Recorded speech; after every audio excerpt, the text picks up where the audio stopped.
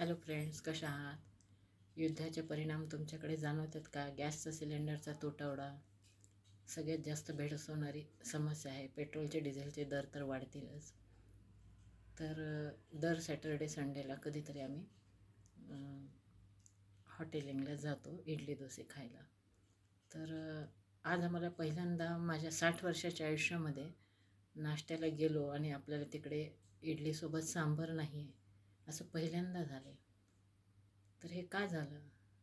तर अख्ख्या देशामध्ये युद्ध चालू असल्यामुळे त्याचे परिणाम सगळीकडे जाणवत आहेत. तर तुमच्याकडे कसं काय वातावरण आहे?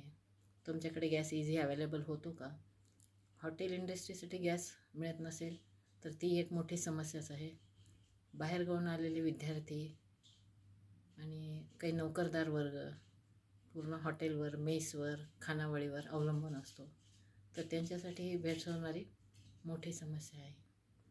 तर आपण ह्या समस्येला सगळे मिळून सामोरे जाऊया आणि आपण देवाकडे प्रार्थना करूया की हे लवकरात लवकर युद्ध थांबावं आणि सगळं सुरळीत व्हावं आणि जगात शांतता नांदावी.